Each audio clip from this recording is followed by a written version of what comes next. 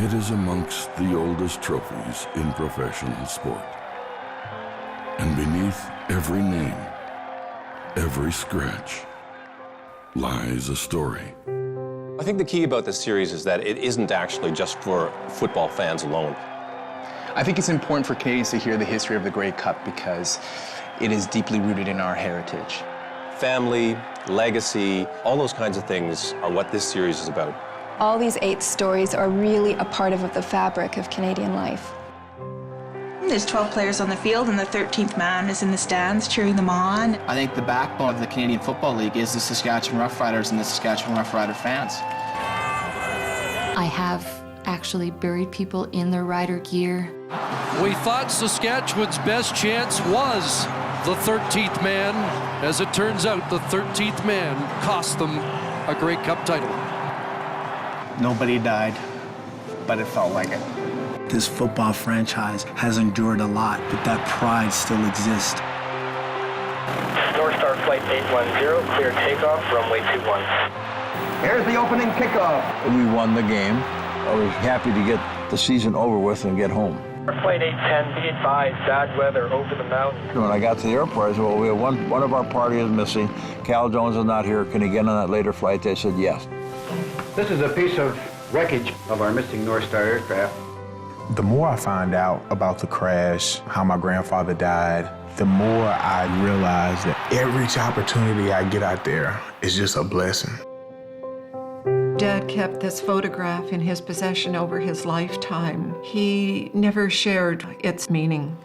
When you look at the numbers that did not survive, it has to be a third of the team. For them to come together, to have this great moment of victory would have been very special at a time when winning was so important.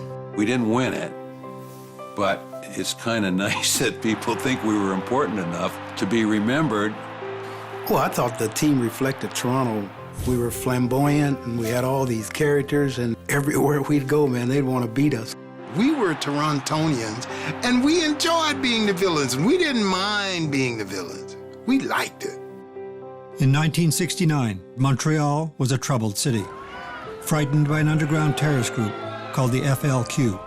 I was surprised that, I would be considered someone that would be worthwhile taking or something like that. The Grey Cup game is underway. Why bring the game into this chaos, risking the lives of the players and possibly the Prime Minister of Canada, is a story that has never been told. It was hard. Growing up, living the way we did live. It's what you know. And you can't do nothing about it. Over time, you say, you didn't want to see it anymore. When the CFL came calling, I was like, great.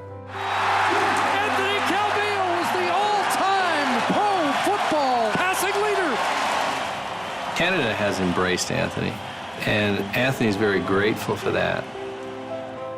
Fellow Albertans, we face a serious situation in this province. The interest rate was about 23%. People were losing their jobs, defaulting on mortgages. Housing prices plummeted.